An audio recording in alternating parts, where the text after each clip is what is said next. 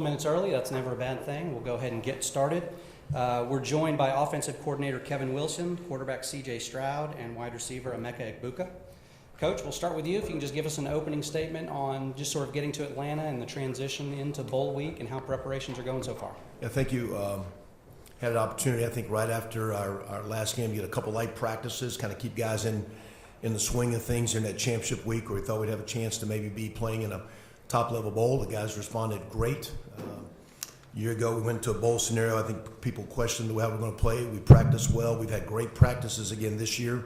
So a lot of respect for our leadership, our top guys. We've had good practices. Got in here Sunday. Yesterday was a late start. We're kind of now in the Tuesday of game week and had some great prep and looking forward to a great challenge on Saturday. All right, CJ, next for you. Just talk about kind of the event last night and getting settled into bowl week. What were your thoughts on the event at the Hall of Fame last night? It's been a blessing to be down here playing for a national championship. So it's been a goal of mine since I got to school. And last night was fun.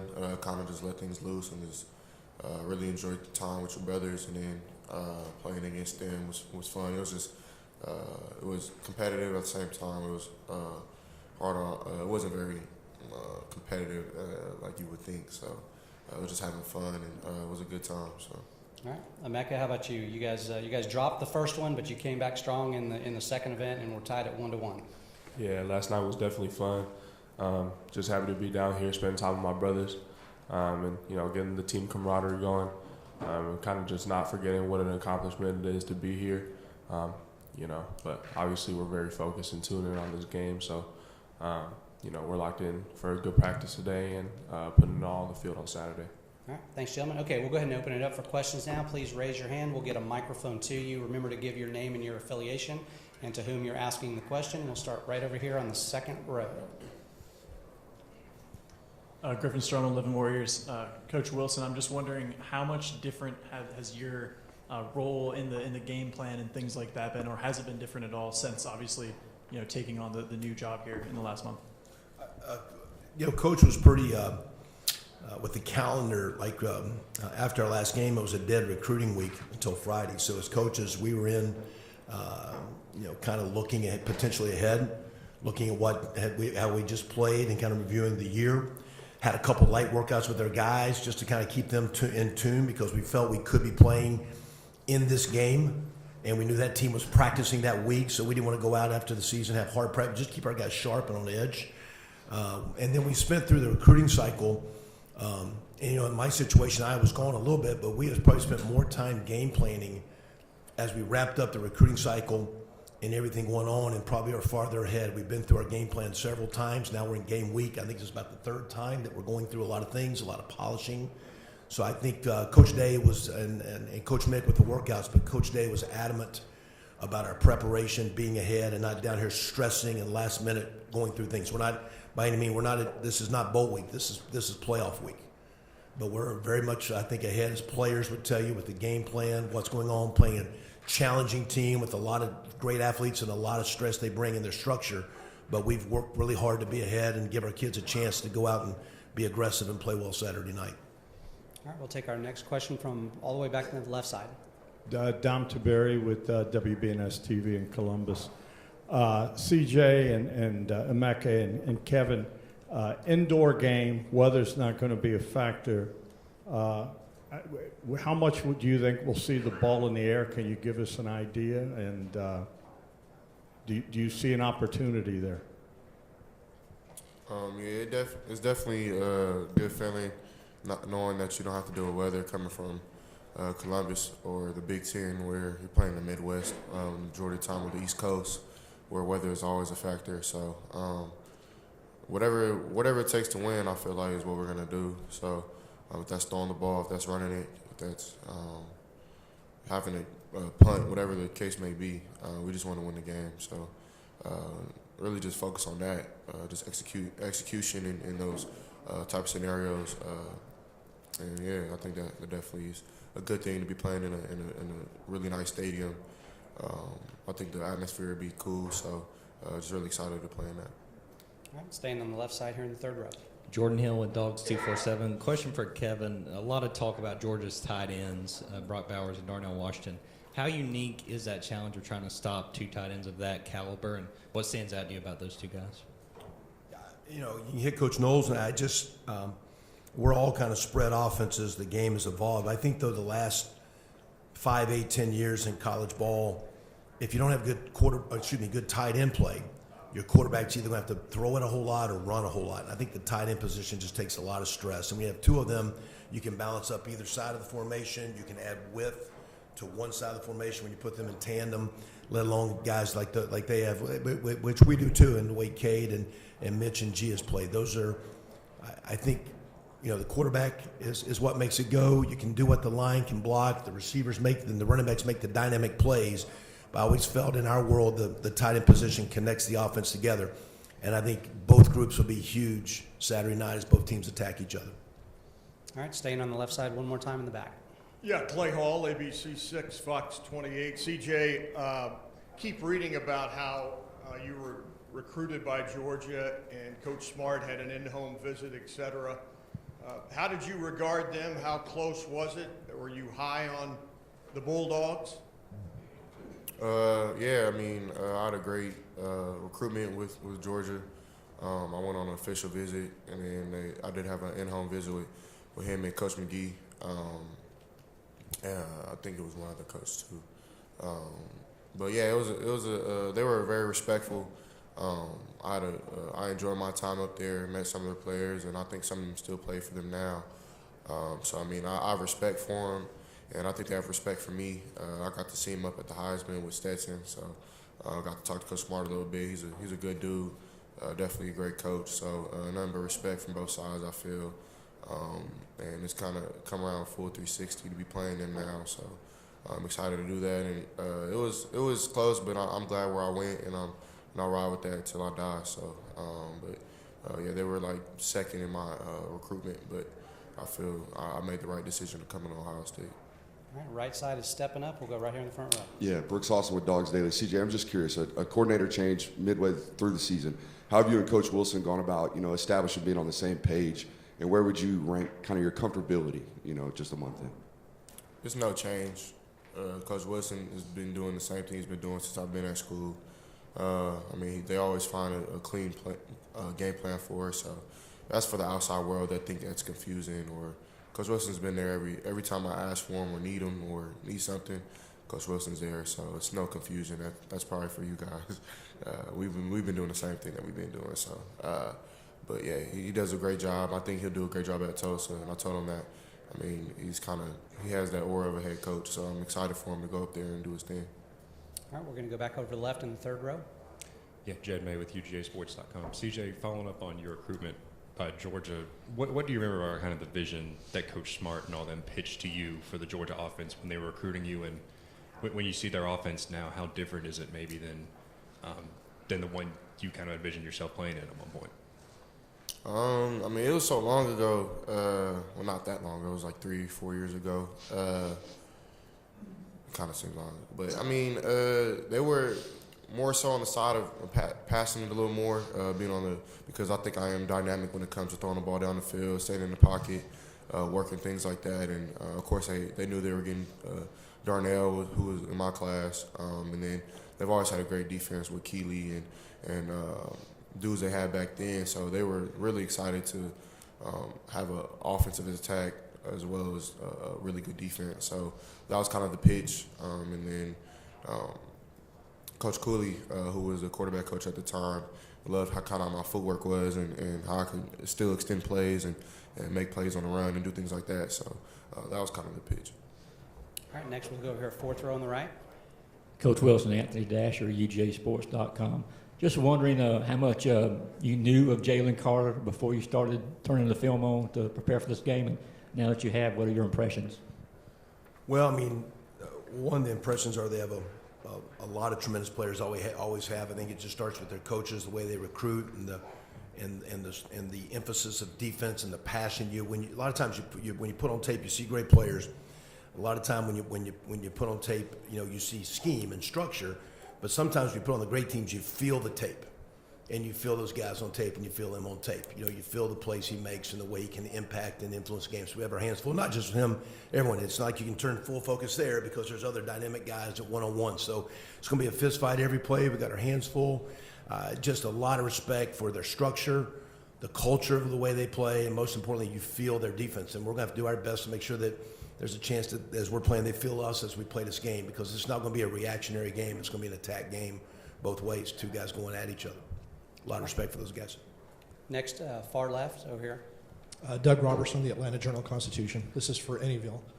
Georgia's pass defense gave up a lot of yards to LSU in the SEC title game. Y'all obviously have a lot of talent on offense. Do you feel you could take similar advantage? Emeka, let's start with you this time. I'm very confident in the talent we do have on offense, and I feel like when it comes to us playing any team in the nation, I feel confident with our guys and our ability to sling the rock. So, like CJ said, we're going to do all it takes to win, whether that's running or passing, but we're definitely aware of the talent that we have, and we're going to look to exploit it and make big plays whenever we can. CJ? We got to play Buckeye football, though. LSU do what LSU did. So, I mean, I'm pretty sure they're not just going to let us drop back and just do what we want to do. So, I'm pretty sure they've been watching film on us, make sure that that's something that they stop. And they probably think, oh, I don't know what they think, but I know that that's probably what the outside world thinks, is that since LSU got to throw the ball against them really well, that we'll just go out there and do it. I'm pretty sure that they'll have a plan for that, and we'll have to be on our game just as better as they are. So that was good for LSU, but we got to go play Buckeye football and make sure it happens on Saturday for us. Coach? I just think, you look at those stats, but the result of the game was, they won the game by 20. So that wasn't necessarily the formula to win the game. And you're going to have to make plays in both phases, and third down conversions and short yardage conversions, score zone conversions.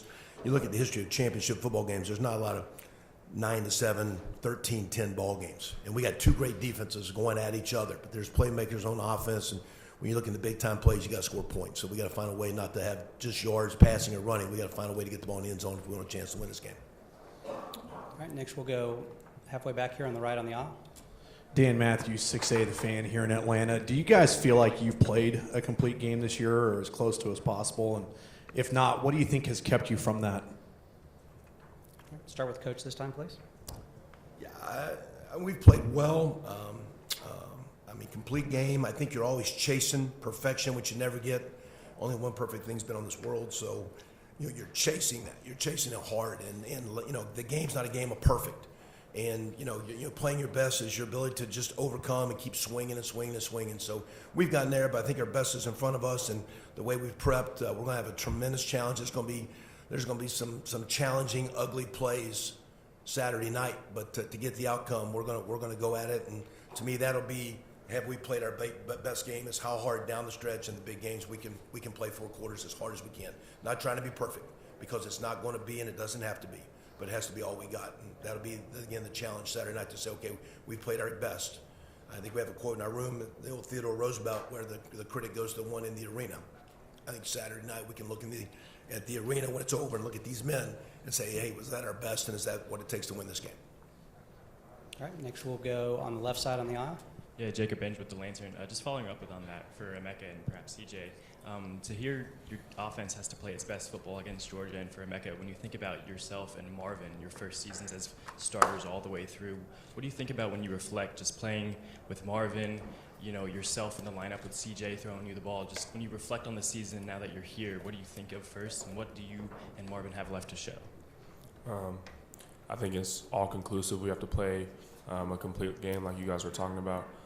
In terms of, not just pass catching, but run blocking, making sure there's little to no mistakes, getting our play calling, and, just being great leaders. We always felt like Zone 6 has been, kind of one of the position groups on the team who has stepped up in big scenarios and made big plays.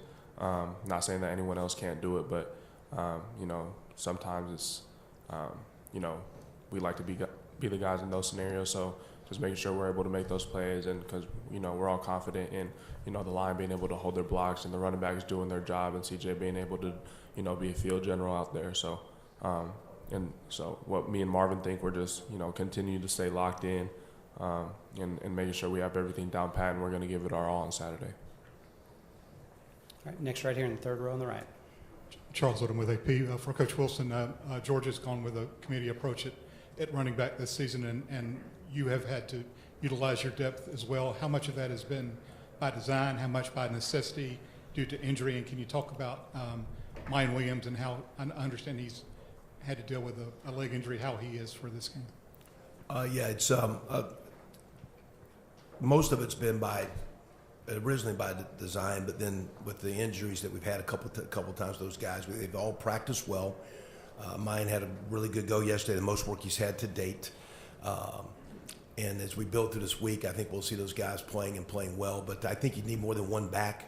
You need two, sometimes three, to play through the season. You need it to play through the games at receiver. Emeka and Marvin have got a lot of targets, a lot of notoriety, but they'll tell you we need receiver number 5 and 6 in every game stepping up playing championship football. So, there's not a starting 11 on our football team. We got about 17, 18, 19 guys really contributing at all those key spots. So the running back is a little bit like Georgia's, like a lot of good teams are playing 2 or 3. This year we've had to evolve, or some guys have been in and out due to some of the minor injuries we've had. But going into this game, we're at full force, and those guys are going to need to take care of the ball and run as hard as they can. They're going to have to make some tough and some ugly yards in this game to keep us on schedule. All right, we've got time for a few more in this session with this group. Next question. Okay, let's go right here on the right. Question, Joey Coffin from the Columbus Dispatch. Kevin, for you personally, what's it been like to manage all the responsibilities you have, coordinating the offense, the game plan for this game, your new job last couple of weeks? Just, is that tough to juggle? Other coaches I know, like Jeff Halfley did it in 19, but just what's it been like from your perspective? Good, and I want to talk much about it because really the recruiting days that we had when the guys were recruiting, I was kind of dealing with the new opportunity. When we weren't recruiting, it was back here. Like I've been here since last Thursday. So now, pushing about 12 days directly with the team all the time. And really what's different from years ago is when there's a coaching change, you have to recruit your team so that everybody doesn't jump in the portal. So that was the issue, is like just trying to keep the guys on board. But I'm very compartmentalized. These guys know this. So when I'm on practice, it's all practice and it's full throttle. We're in the meetings. It's all meetings. So, there's probably 70% of the time has been on this bowl game. And the extra time's been late at night, like last night about 9:30. We started yesterday morning, about 7, got rolling. About 9:30 last night, I actually got to a couple things revolving about next year's job. Everything is with these guys. Coach Day's comment was, I am in this position because what these guys have done and the obligation. I said back in preseason, one of our goals was to get here and have a chance to be in this game and to be a part of this, and we won't have success in this game. So it's not been hard. It's been a lot of energy. And the total focus when it's been time to work is on these guys and giving us a chance to play well against a tremendous Georgia defense, and we're ready to roll. All right, staying on the right side in the second row right here. Andy Backstrom, Letterman Row. Emeka, just wondering from last year's experience, what did you take away from the Rose Bowl and now playing a bigger role in this offense? How do you take away from that experience and apply that now? It was a little different because, there wasn't as much on the line, I feel. I felt like it was a good game for me to get my feet wet and understand what it's like to play on this scale. But this year is definitely different. I'm feeling more locked in, feeling more focused. And, I'm realizing as the days go on that it's going to take everything that we take. As a team, it's going to be, a hard-fought game to the fourth quarter. I'm not, I don't know what the score is going to be. I can't predict that. But I know that's going to take all 3 phases for us to be able to execute the way that we need to. So that was kind of something that carried on in the Rose Bowl. We were down at half, had to come out at halftime and have a big second half where we're clicking on all cylinders. And there's going to be a moment in the Saturday's game where we're going to face adversity, and it's going to come down to how we handle that. All right, over here to the left in the fourth row, please. Connor Riley, Dog Nation. This is a question for CJ. Emeka and Marvin both had over 1,000 yards receiving this year. What's made them so successful, and how do you, show that you guys are one of the best passing offenses in the country this year? I definitely think their work ethic. Whenever I come into the facility, either they're there or they're coming, and they're coming with me, or they're there by themselves. I'm the judge, and that kind of just shows you what type of work they put in. It's been like that since their freshman year, and I think that's kind of what's been paying off, is just the work that they put in. And then really just how smart they are. Like, they pick them on the offense really well. When they first got in here, it wasn't like a slouch from Chris and Garrett, Emeka and Julian and Marvin were the twos that year, and they were just as good or know what I'm saying, better at times. Not saying they're better than Gary and Chris, but I mean, they were playing really good football to be freshmen. And I definitely think that when you come in with that type of attitude of like, I'm not just going to be here and try to learn, I'm going to be here and dominate, that's when you learn and that's when you become a great football player. So it hasn't been overnight. They've been good since their freshman year. They just didn't have an opportunity to really touch the field last season. So I definitely, the work that they put in and how they came in with that type of dog mindset has definitely paid off to have success this year and to continue to have success in the future. All right, we've got time, I think, for two more. Any other questions? Okay, all the way back in the back, please, on the left.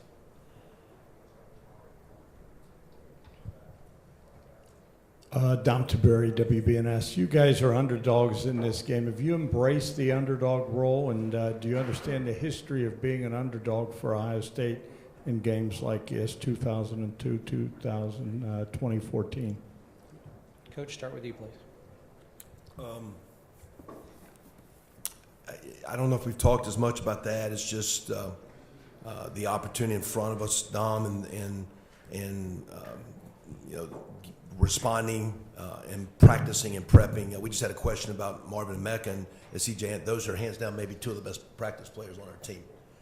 And when guys practice and prep, you know, and so to me, I have a lot of respect for, you know, it's a prideful group, prideful program, no matter what the underdog or spreads or all that stuff is, I guess, Dom, but I think our guys just take a lot of pride in chasing greatness and the way we prepped and prepared, and I think our guys are looking forward to the opportunity and challenge that Saturday presents, and I just enjoy walking on the field with those guys and the way they go about their business to give ourselves a chance to have success. It's a great group to practice with.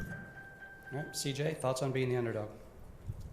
It's football, so you got to go play football. I don't really think I haven't really put no thought to it. Like at the end of the day, I feel like we still Ohio State, we still the Buckeyes. So Georgia for a reason. So I mean, I definitely think that. I mean, even talking to some of those dudes that I know on their team, it's been respect. I don't think that. I wouldn't say that I feel like an underdog. I don't feel like. I do feel like people are counting us out, but that's fine. I mean, we've been counted out plenty of times. I'm pretty sure people have counted Emeka out in his life, and people have counted Coach Wilson out in his life, and people have counted me out. So, I mean, this isn't nothing new. I definitely think this is the path that God wanted us on, and I'm just rocking with that. So if that means that we the underdog, I'm cool with it. So, I mean, it's time to just mask up and go play football. All right, and close out with Emeka. You can look at the rankings and see that we're number 4. And, you know, look in the past and see what the past, you know, number 4 Ohio State team did. You know, but at the end of the day, you know, Georgia's a phenomenal team. They're 12-0. It's hard to go undefeated on a season. And, you know, they're the number 1 ranked team right now. But I can't speak for everyone. But for me personally, I don't feel like underdogs. There's never been a time where I stepped on the field and I felt a severe disadvantage to the player across from me. You know, I haven't played Georgia yet, but I feel like with the confidence that we have as a team and our ability, like CJ said, we've been counted out before, so it's not nothing new to us. So we're just going to go out there on Saturday and play football like how we know how to play football.